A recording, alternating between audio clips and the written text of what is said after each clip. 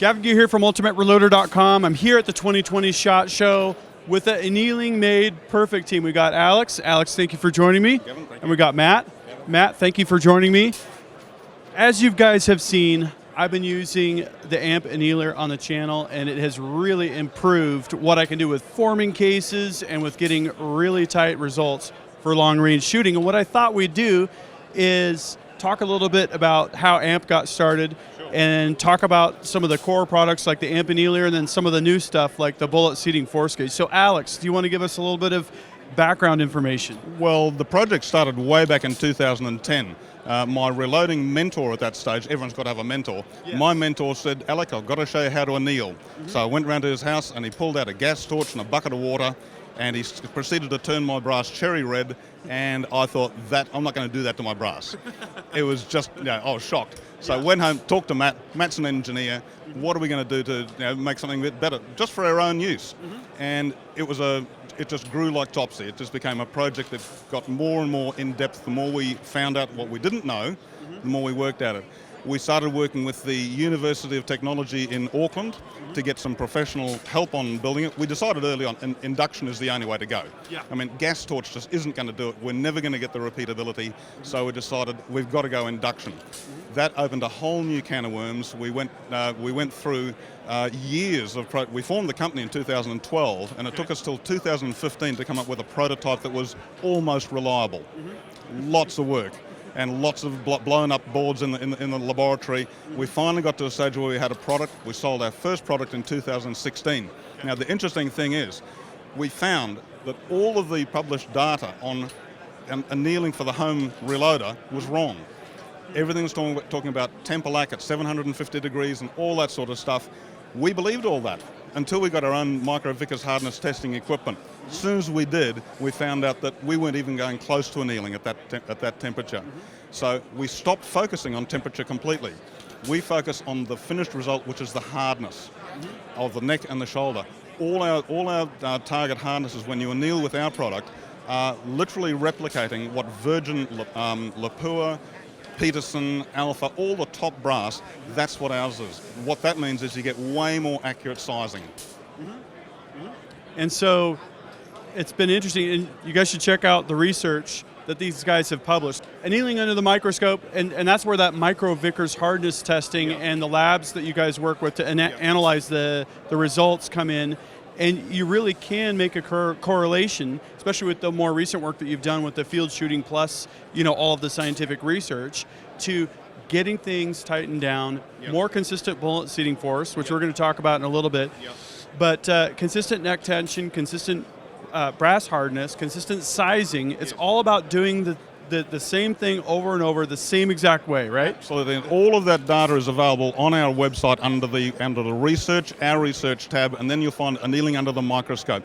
The last part of that has been focusing on actual field testing results, and we now know that on average, if you anneal every reload with our annealer, you'll get tighter groups and you'll get a smaller extreme spread of velocity. We've done countless research on that, and it's just, there's so much data there, it's indisputable that that's the case. And if you want to check that out, I'll have links in the video description, not only to the Annealing Made Perfect website, but to some of those specific articles. And there's landing pages too, where you can click through the different annealing under the microscope articles and that kind of thing. Yeah, that's right. And the key to it, what we now know, the key to why you should anneal is it means your sizing die will perform absolutely accurately. You'll get the same sizing every time, the same neck tension and the same shoulder bump every time. If you don't, as the brass gets harder, hard brass is springy brass. So as it comes out of the sizing die, it's going to spring out fractionally, and it won't give you the sizing that you thought you were actually setting your die up for. If you're annealing every reload, once you get your die set up, you can leave it in the same position for the life of the brass.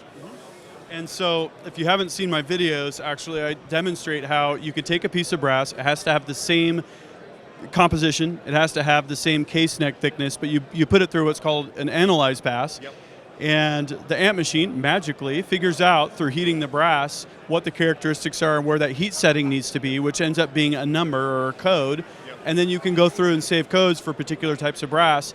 And that's, I think, where the computer control and the induction really rises above, is that repeatability. And it's crazy how quick it is and it doesn't make a lot of mess or produce a lot of heat in the room. You just have to be careful not to touch the brass when it comes out of the machine, right? Well, there's thousands of hours behind that magic. Thousands of hours of R&D in the lab going through. We've got a huge archive of brass there, everything from 17 Hornet through to 50 BMG. It's crazy. Do you want us to show you how the machine works? Yeah, absolutely.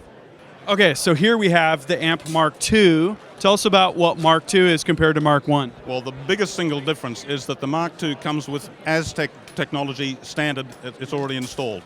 Aztec is an incredible piece of technology. It turns the annealer itself into its own little mini laboratory. It means that it'll analyze any cartridge you want to use, regardless of cartridge, brand, lot number, neck turning, anything like that, and it'll give you exactly the correct annealing setting. Do you want me to show you how that works? Absolutely, let's see it. Right, well the first thing with any of our annealers is that there are a range of pilots, and the pilot's job is to position the cartridge correctly into the induction so that the correct part of the neck and shoulder are annealed. We're doing 308 today, so pilot 11 is the correct pilot for that. Now, the first step of Aztec, to analyze a case, we're going to sacrifice a case. Right. So the first thing we'll do is we'll select Aztec mode. Now we will select Analyze. We do that by bringing the cursor across till Analyze is flashing and selecting that. Now we're going to enter the pilot code. Now all of this data is on our website. If you go to the Settings and Pilots page and go to Aztec, you can then scroll through and find the correct pilot code for analysing any cartridge you have. Now I know that for 308 the correct pilot code is 011A. So we're going to enter 0, we're going to enter 1, we're going to enter 1, and we're going to enter B actually. Now we're ready to go. Now we're going to put in our sacrificial case. It's ready to go, so we're going to actually destroy this case. Seems counterintuitive. It's bringing it basically to the melting point, right, at the neck area? Yes, it detects, we'll show you here, it detects the nanosecond that case fails. And then we have an algorithm which goes back and says, if that's the correct melt point, this is the correct annealing point. To show you what we mean, this is now generated 0149. Now, as a user, and I haven't shown you this, Gavin, because we've only just brought it out. We've now brought out a hard copy of the manual. Oh, right. A lot of guys are asking about that. So we finally got around to producing one. And on the back of the manual, we have an Aztec Log Book. That means you can enter your cartridge, your brand, your lot number, your case prep notes if you've turned the brass, that sort of thing, and you can write down that Aztec code. So next time you go to anneal that same brass, you've already got it written down ready to go. You don't need to sacrifice another case. So now we'll demonstrate how we're annealing. This code gave us 0149. This is Hornady 308. So that code is specific to that. We'll enter use. Now we're ready to go. And that case is now annealed perfectly. Very nice. That's really easy to use. Cool. There's nothing easier and there's nothing more accurate. Awesome. So that's Amp Annealer. Matt, you've had the primary responsibilities with this new bullet seating force analysis device. Tell us about that. So what we wanted to do was give a device that can show you the final stage of making the complete round, which is the bullet seating. And essentially it gives you a visualization on your neck tension. So there are devices out there which have arbor presses that have load sensors on them, or it might be a force gauge or whatever, but they tend to be manual and very susceptible to user input. I've noticed that myself. A good tool with a dial indicator that reads in pounds and whatnot. But if you go faster or slower or have a little bit of a different feel, you'll see a little bit of a different result.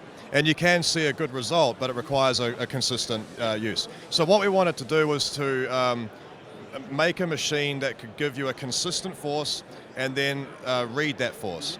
So what we did was we developed we got a load cell and we motorized the RAM. So all you do is you put it's using a Wilson seating die, as you're familiar with, and you put that on the load cell, you then press the start button, and it will give a consistent force down, completely seat the die, and then it will give you a readout on the computer. Now, at the moment, we've got a demo prototype, very prototype version of this at the moment. We plan to have this Bluetooth and to your phone. So you'll be able to have your phone sat next to it. It'll instantly transmit the data to the phone. You'll be able to, say you're doing 100 rounds, you'll be able to save the data for all 100 in sequence. You'll be able to shoot them, come back, and then you'll be able to load them again and compare the previous session to the current session and see, is there a creep? What are the averages? And if there are differences that you see, okay, that one's way high, it's a spike, do I want to cull that from the batch, etc. So that's what this system's designed to do. What I think is interesting about this is that I've noticed that there are certain factors like fouling from carbon. Yeah. If you tumble with walnut shells, for instance, it leaves a little bit of that carbon, and that carbon can actually serve the purpose as a lubricant compared to ultrasonic clean brass that might be a little bit stickier because there's nothing on the surface, you know? So what I'm interested to see when I finally get my hands on this thing is using the tool as another diagnostic stage, you know, another quality control aspect of the reloading process. You know your brass is of the right hardness if you're annealing, and now you can see what all the other factors are doing. Is the bullet diameter correct? You know, is the brass correct? All that. Is that one of the ways that you were intending this to be used? Well, just as an example, one of the things we hear all the time from guys who use our annealer is, oh, the bullet feels so much easier to see. You'll be able to visually see that now in a graph. But not only that, you'll be able to see certain things like donuts and where they are, and just a whole lot of variations that you physically couldn't see before. And so that's what we want to be able to show. Essentially, what is the final picture of seating the bullet like, and what brass preparations matter or change that, and then obviously on target, that's you can put those on target and see as well. Yeah. So if you're the kind of obsessive reloader that likes to leave no stone unturned, this might be something that you're going to want to add to the process. Can you show us it in action? Yeah, I can, sure. Okay, so here we have the bullet seating force analysis rig. Tell us about what we're seeing here. Well, yeah, as you've found, we don't actually have a name for this yet, but essentially it's an arbor press that's motorized, and it has a load cell on it. And it's designed to be used with Wilson seating dies. And what it gives you is a visual representation of what your seating force has done, or your neck tension's doing. So just to give you a quick demo, we've got a computer program here. This will become actually on your phone with Bluetooth. So anyway, this is a prototype. So what I'm going to show you first, this is a 308 that's been sized out of the box, so nothing else has happened to it. And what we can do is just take a projectile, put that in there on the load cell, and then I'll just arm the system, which it is. I press the button, and this ram will come down and give a consistent force, and you can see here we have our force. And if I just adjust this here, you'll be able to see the whole thing. So there is where the bullet started to move, and you can see the force over the distance, or the stroke length of the seating distance. And then we have the bottom out there where your force kind of skyrockets a little so bit. it spikes as it bottoms out on the die. So I'll just put that one there. Put that one there. Just as a comparison, we've got a case here it's been sized, a bullet's been seated, and we've pulled that bullet, and now we're going to put a bullet back in, just as a difference. Obviously, this stuff isn't shot because we're at the SHOT Show, and it's kind of hard to get real-life sort of scenarios. So I put the case in there with the bullet, I arm it, press start, and we should see a bit of a difference here on the screen.